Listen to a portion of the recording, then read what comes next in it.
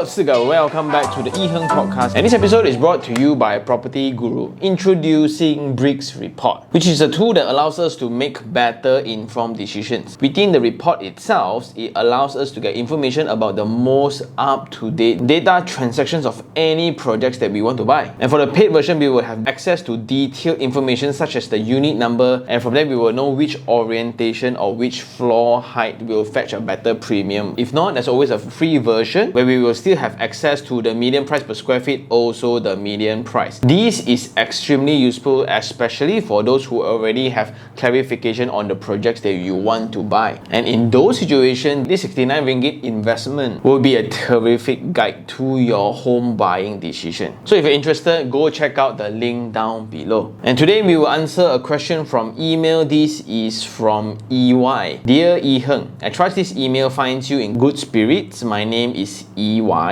and I've been an avid follower of your property reviews on YouTube for quite some time. Your insights have been valuable in shaping my understanding of real estate investments. I'm reaching out to tap into your expertise regarding a potential investment opportunity and would greatly appreciate your guidance. Recently, I came across pre-launch information about Tuan 3 Residency, a property development by CPI Land situated in Dutamas area. The prospect of owning a freehold property in such a prime location with enticing features and amenities have captured my interest. I am particularly intrigued by the 3-bedroom, 2-bathroom unit with a SPA price of 511,000. After a rebate translates to a net price of around 460,000. The package offered along with the semi-furnished features and incentives seems promising. So the package include the rebate, free SPA, free loan, free stamp duty, 2 car parks, and the semi-furnished package includes a kitchen cabinet, bathroom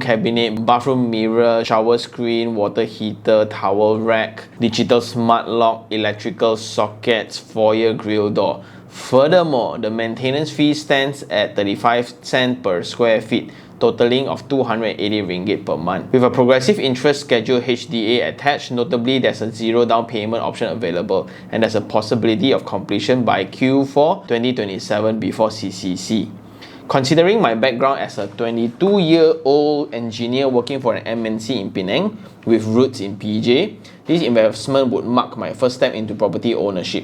My DSR stands at 55% of my income with a clean secrets record. My monthly salary is approximately 4,000 pre-tax and EPF with savings around 2,000 ringgit. I'm also mindful with the potential for future appreciation, especially given the development proximity to established area like Mont Kiara and the forthcoming completion of MRT 3 by 2030. Additionally, with the presence of KTM nearby and a free shuttle service to nearby MRT and LRT stations, coupled with excellent access to all 4 directions and Duke Highway, the property's appeal is further enhanced. In light of your expertise in the real estate sector, I would greatly appreciate your insight and advice on whether this investment aligns with my financial goal and current market trends. Moreover, I would value your assessment of this purchase compared to CPI's land previous project like Tuan Residence and Tuan 2 Residence, as well as surrounding projects like Tuju Residence, Savvy and Savio Dutamas, The Era and Bamboo Hills Residence. Additionally, if you could provide information on the current rental rates for surrounding projects, it would be immensely helpful in my decision-making process.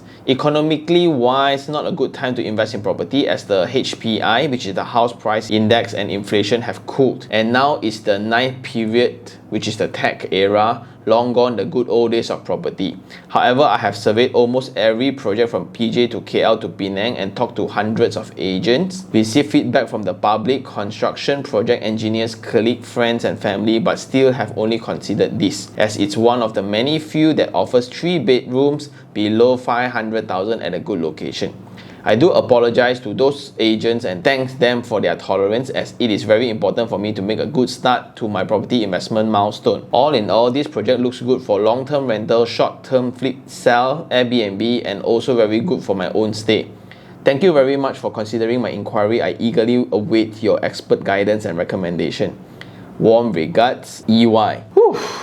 Wow, your English very power, constantly using ayat passive instead of ayat active. But anyway, thank you very much EY for writing in the email, and this is pretty direct as an email, and the question is pretty direct actually. So Mr. EY here is 22 years old, an engineer who is working in Penang currently. Rough salary around 4,000. He is now looking at the CPI Land's latest project, which is called Tuan 3 Residency. So it's located around Tutamas area. What do I think of it? So it's pretty direct lah. So first of all, the main question, which is the title of the email, it states that to invest early or not for first property. So let's address that first, because personally, I gotten my first property in late 22, about 23, right? Come to think back, right, what's my rationale of making that decision, and do I regret it now?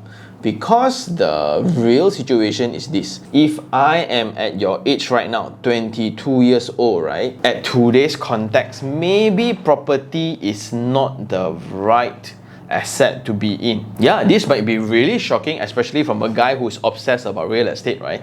But do hear me out. Like when you are 22 years old right now, you are earning 4,000, which I think it's above average already. But now there are so many other investment alternatives in the market. And for any young graduates or young people who are trying to get their feet into property investment, right, there'll be a few items within the checklist to be checked off first. Number one will be insurance, right? So every one of you must be protected. And at this age, right, actually the cost of protection is actually very, very cheap. So you can get a medical card, life not so much, and PA, but don't overpay for them. Just have sufficient one to ensure that if anything happens, we won't burden our family. Okay, number one. Number two, which is emergency fund.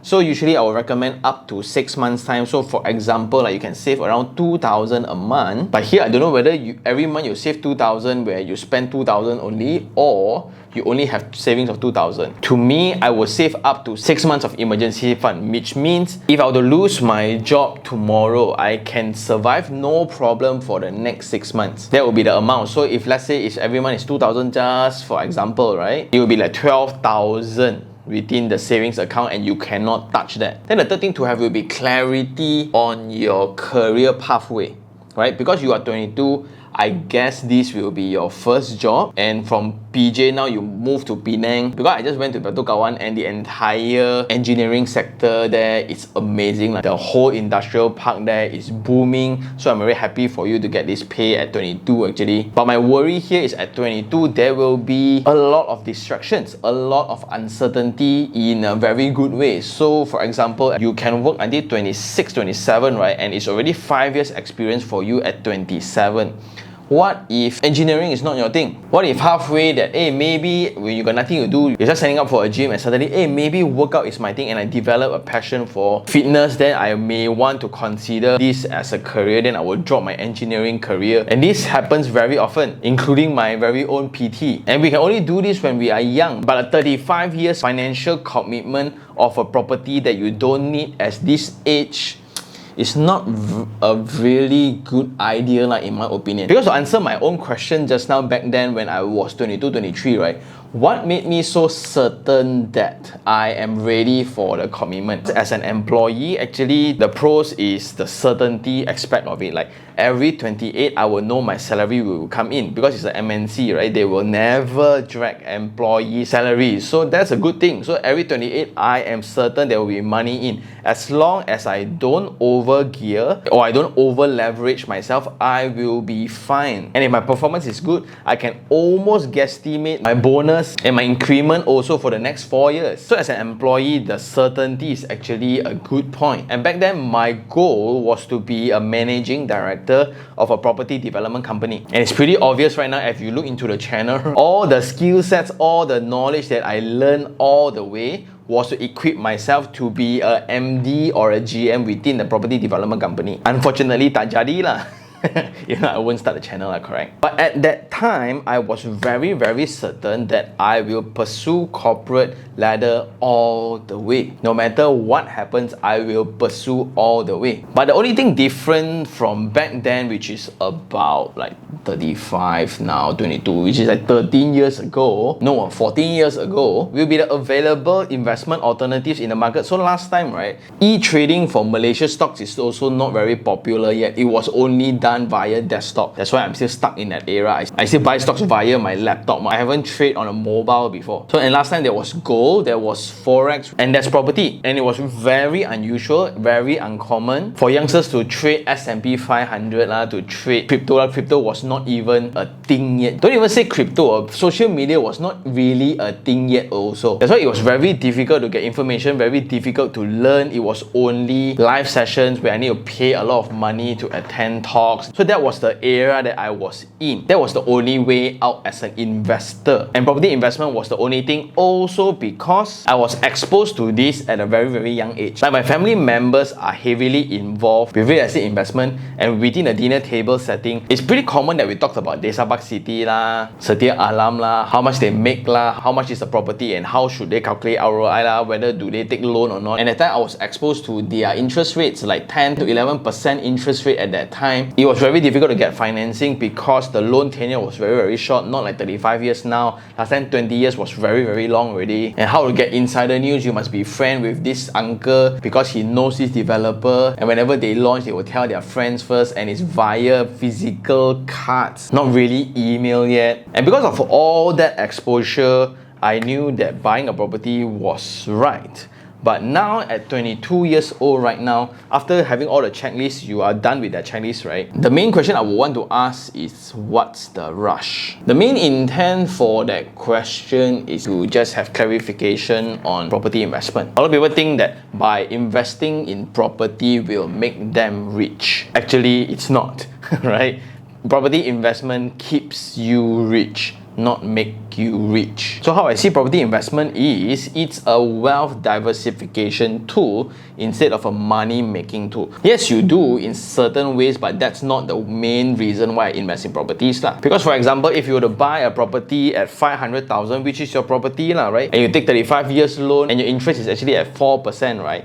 In 35 years time, you will pay in total of 945,000, which is almost double of the original price. And if you think about it, if you sell at 1 million in year 35 of the property, did you actually make money? Marginally lah. Because throughout these 35 years, you will also need to have maintenance fee lah, you need to fix the unit lah, and there will be some agent fees lah and things like that. And even if you sell at that price, do you actually make money? How I see it is, the property at 500,000 today is a mere reflection of inflation, which means that the value of money at that time equates to the selling price of the property at that particular moment. So when do you actually make money? If your appreciation is actually faster, which means if your property double in 10 years time or 20 years time, which is faster than your cost of financing of the property, then you will quote unquote make money lah. That's why real property investors with a lot of money, what they do, they buy properties in cash. They buy property with very low financing because they don't want to pay as much interest, because that's part of the cost ma. And they will invest in properties that is very high in scarcity. For example, commercial units like shop lots. If you think about it, in any township developments, what's the project that's the least in production? It's usually industrial lots, commercial lots. You will have residential properties in abundance. Then you think about the law of economics, supply versus demand. When supply is scarce, only there will be high demand for them, right? And that's where people make money. Unfortunately, the problem to that will be the entry price. Starting price of a commercial unit is always about 2 million, 3 million. In very developed locations, even in outskirt areas, it's about 1 million. And to invest in such property and to make money, you will need to have a buffer of savings, aka cash. So you will have the holding power to withstand the risk of them not being tenanted. And people usually don't buy such products for cash flow. So as we always discussed in the channel before, there's actually two ways to kind of invest in properties, right? One would be the cash flow method, where we buy a property and we rent out, and we heavily depend on the rental rate to run the investment. So that's the cash flow method, right? And we leverage on time, other people's money to build our equity, to build our wealth. The other way is actually capital appreciation oriented, which is to flip. I buy landed properties, corner lots, right? I buy all corner lots, hold them for the next 10 years and I'll flip all of them. Pretty straightforward. And because I will take less financing, I don't really rely on rental to run. Usually these properties that these investors buy, right, they don't even want to rent out because you will damage the original setting. And it's pretty troublesome to them. Now I need to manage a tenant, so I just leave it empty. Because they don't really need the rental anyway to operate. So it's a very different classification of property investment, which I strive to be in. So now I'm actually still saving money to play that game. And all this is just to illustrate the point that we are in this route where we are trying to leverage on financing other people's time, other people's money and knowledge to build our own wealth. So we heavily play the rental game. And you also said that because of this current market setting where it's still an oversupply situation, capital appreciation is not as much, which I will address later, not very accurate. But to your case, right, at 22 years old, this is something very, very important to consider before pulling that trigger. Because if you were to buy that property, any property, like in fact, if you were to buy a property, so now let's say the loan is about 500,000, it means the installment amount is going to be 2250 every single month for the next 35 years. Your salary is only 4,000 before tax and EPF. So we need to minus off 18%. It's around 3,000 plus only. And you don't even have savings yet, which is normal at 22, right? So at this salary junction, right, should you even commit yourself to such a big commitment at 2,000? Because guess what? My fear is this. Let's assume the project will take 4 years to complete and it will complete at 2028, early 2028, assuming you're a 26-year-old engineer. And let's assume your salary at that time is about 6,000 before tax and you minus off is about 5,000 plus. Are you okay to have 2,200 paid to a property? And this is assuming that your career progress in accordance to plan. And what if you will have different thoughts, like you got offered a job in overseas, you want to change career, maybe engineering is not your thing, or anything, and you want to get married or whatsoever. So indirectly, this commitment will dictate your life decision making process for the next 4 years. Whether you want to change job or not, you know there's a commitment that I really need to pay by the end of 4 years, and within these 4 years, you will also need to pay interest. It means that during construction, every month you will still need to pay interest for the amount released by the bank for the developer to construct your unit. It's not going to be a full amount. It's based on the progressive interest payment. And it's very easy to estimate now, but after working for a while, suddenly you will have hobbies, like you want to buy a car, you need to have a lifestyle and things like that, right? So not later, this amount will be a burden. And regardless of the project, right, a 2250 amount of commitment at your current salary right now, I personally don't recommend. Right? I personally will not recommend. I would suggest to work for another 2 to 3 years, get all the checklists right first. Again, which is the insurance, your emergency fund, and to really experiment and taste around the interest before deciding that this career path is your thing. And when you get all that right, at maybe 25 years old, you are still very, very early in the game. So indirectly, I'm saying that you need to chill a bit. What's the rush? There's no rush actually. And if you really like this project, at 25, after completion, you can always buy a subsale unit, and guess what?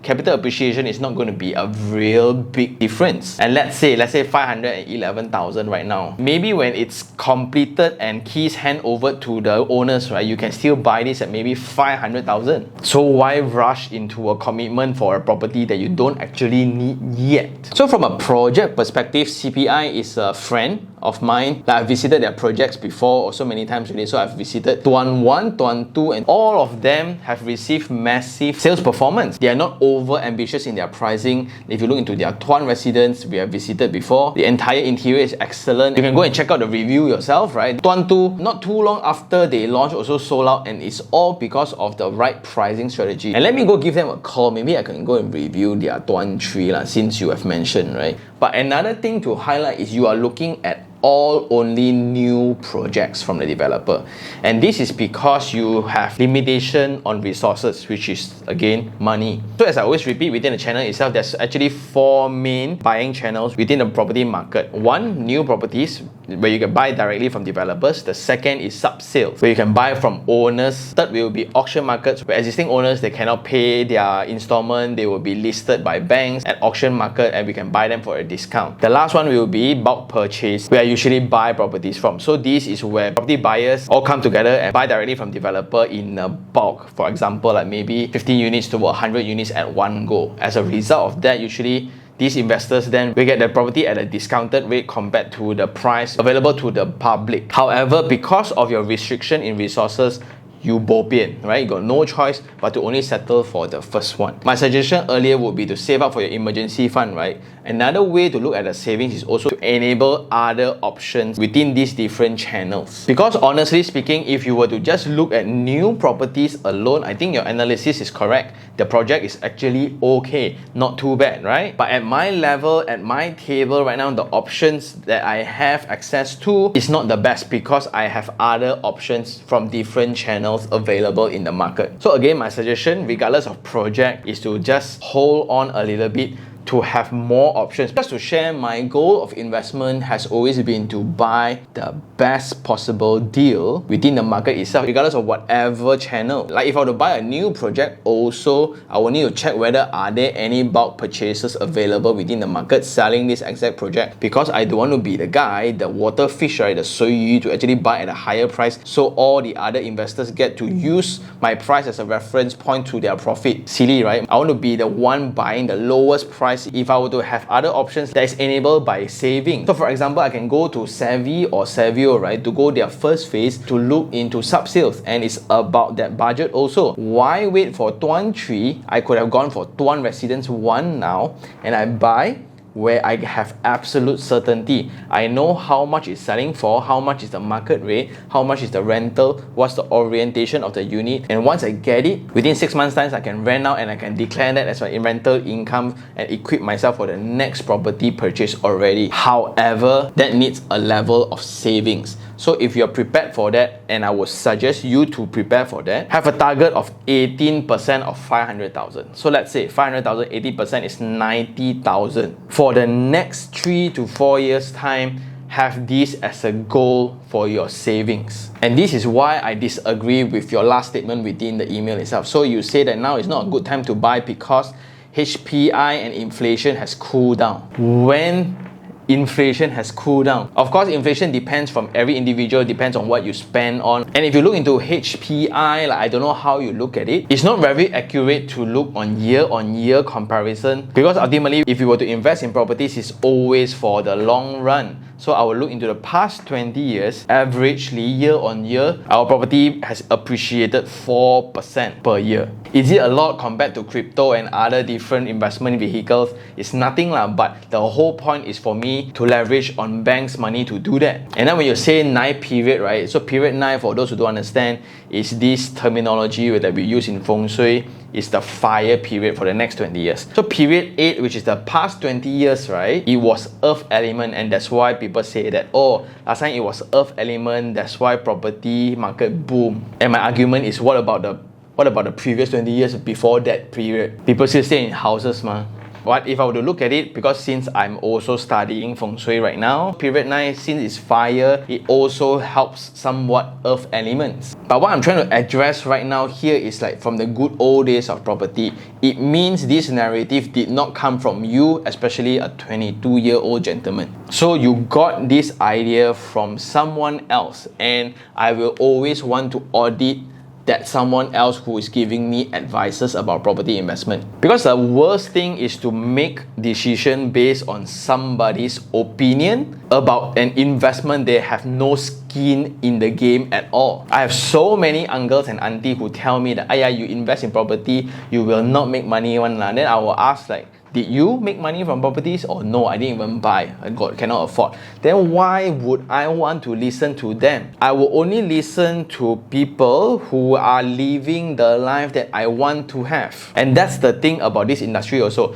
Successful property investors will not tell you how great their investment strategy is, one. And that's one of the main reasons why I'm trying to do what I do today, which is to bridge that knowledge gap between like people who have 25, 35 properties, right? They are are not going to sit around and tell you what they buy, what they do, because the more people learn how to play the game, there's going to be disadvantage to them. Takkan they want to hang around all their SPA around their neck, right, to tell them that they are very successful, right? So all I'm saying is to be very, very cautious on who we receive advice from, especially at your age, because now if you were to just talk about properties, right, a lot of auntie, uncles, the suk pak heng daya, or everybody will have something to say on, because it's a home. Everybody has a home. So it feels like that they know, because everybody would actually bought one before and they will just comment on what they know. Not many people will actually buy more than 2 properties in their lifetime one. So to me, if you look into HPI and if you incline to that narrative of property not being very good, right, you are actually right. Because within that realm of yours, within the networks that you have, that's a narrative and it dictates how you look into the property market, then you are right. Because at my side of the property market, my own portfolio, rental has increased 22 to 23%. And when I look into media, the media now no longer cover about oversupply. There's no more oversupply within the past few months already. There's no such word already. Everyone is talking about the rising cost of construction, the price hike and affordability. That's why they need more social housing. These projects sold out, that project sold out. Youth will no longer be able to afford properties in the future and things like that. No more oversupply thing. Even in Johor, because of the recent crazy prices that they have in Singapore, the push factor for Malaysians who works in Singapore into JB is just very, very high. And if you pay attention into property prices also, if you have watched the channel, right? You say you watch, so I assume you watch. The latest project in Johor right now is asking for 1,003 per square feet. In Tanjung Tokon Reclaim Land project is also 1,001 to 1,002 per square feet. And what we have here in Mong Kiara, Tutamas, Segambut area, yeah, how much only? You get what I mean? If you talk about population, you talk about demand for space, rental potential and things like that, it makes no sense. That's why after my visit to JB, I come back, I bought. I visit Manchester, UK, how they classify a project, whether is it a good investment or not. After I come back, I bought another one. Because to seriously think about it, in my perspective, I think that KL property is still relatively cheap for its potential. And we have also discussed this on the last episode, like, do you buy property when it's a good time to buy? Do you buy things when everybody know that the particular asset is a good asset to buy? And that's the main reason why I think a lot of people fail in investment, because they follow the market narration. And usually if you think about it, media, they don't write based on what they want to write, but what are the hot keywords within context at that particular moment. So now it's about rising costs, it's about unaffordability, so the government will try to have a new format of social housing and things like that to address the issue. And this is the transition that I see right now. No more oversupply, property bubble and things like that. And that was only like maybe 3-4 months ago only. So technically, like, is it a good time to buy in Johor right now? I think it's too late. When the entire vibe is good already, everybody can feel that Singaporeans are coming in, Malaysians who work in Singaporeans are coming in, rental is actually going up. Now only you want to buy properties. You think the developer don't know what to do, meh? The developer will be more sensitive to the market compared to the buyers, correct? And they will already price in whatever relevant premium that they can get, because they have been starving for the past 4 to 5 years time. All I'm saying is maybe 4 to 4 years time is the best time. When it was MCO, it was like a ghost town in Johor. That was the best time to enter the market. And that's exactly what I did. I invested heavily for the past 3 to 4 years. And when everyone called it like, oh, you will surely fail, Sean, because MCO now nobody's going to stay, market is going to be bad, businesses are going to close, it's going to be a meltdown in economy or whatsoever. Well, I print screened all those comments, which is very good for reference. And now when market is good, you can really see the selling price is actually shooting up, but it's not popular to say that. Of course, everyone is entitled to their own opinions, and their own opinions is dictated by the things that they see and understand. So my advice here to everyone is to always audit the source of this perspective. Like, why do I think property is going to be the next thing? Or now, maybe it's not the right time to get into the market anymore, because now things are really getting expensive, and now common people are having that FOMO. If I don't buy now, in the future cannot afford already. Maybe because of this narrative, property market is going to go even further. And guess what? Seasoned property investors have stopped buying already. We are just now chilling and waiting, checking when to sell only. And I guess that's all for my side. Overall, I'm happy that as a 22-year-old engineer, you are very excited, you are very interested in property investment, so that's very rare. So I'm very happy for you for that. But to me, I would actually pull the handbrake on this for a while. I will KIV this for a while because a few things. Affordability wise, this is way too much lah. I would suggest to get a 300,000 property that is sub-sale which can break even in rent. That would be a better way of doing it. So number one, based on your affordability, this is too much of a commitment. I am afraid that this will dictate your decision-making process for the next 4 years. You could have been somebody big in some other countries, but because of a housing commitment here in KL, you cannot make such bold decisions. It kind of hindered your future lah. So that's my worry. And in timeline wise, let's say 3 to 4 years later when the project is completed, why don't use that as a goal of entry instead if you were to really like this project? Use the 3 to 4 years time, the construction period, to really build your career, build your saving. That would be my suggestion instead. In the meantime, do explore other modes of investment, because now merely with a phone, right, I get to do a lot of tradings already, and I get all information, all data on YouTube. Also, I get all the relevant knowledge about the industry that I'm interested in. So I would suggest to hold on to the decision, right? And last of all would be the source of perspective. You are getting your narration about properties from somewhere, maybe your parents, maybe your friends, I'm not too sure. Do audit them. Do audit the source of information of your perspective. Like when you think about, hey, property, not good lah. But have you thought about like why did you think that it's not good? Or newspaper say one. Why newspaper would say not good? Are they experts? Do they have skin in the game? Then why some people can make money, some people don't? Like we think about it, right? Do more people make money or more people lose money within this game itself? Something to ponder upon, right? Because people who make money won't shout that, hey, I make money, you all didn't, ha ha ha ha. Because negative news spreads faster. A lot of people will react to negative news better. So media is ultimately a business. So to get more people to read, it's easier to write bad things. So if I were to be 22 again, I will not buy property just yet. I will hold until my salary is about 5,000 after tax, which I give myself 4 to 5 years time within the industry to really decide that, okay, this is my thing, this is my jam, I'm good at it, I kind of like it, and I'm certain that I will climb this corporate ladder only I start investing in a property. And at time, right, you're only like 26 to 27, you are still early after 5 years later, which blows my mind. But I know it's extremely difficult for you. You have all this passion, you have all this motivation to want to make decision and go, right? Actually, chill, bro. Really chill. Thank you very much for sending in. I really do appreciate it, EY. And for those who still have any questions about real estate, do just email me at taniherng@gmail.com, or you can just DM me on Instagram, iherng, and I will see you guys on the next one. Ciao.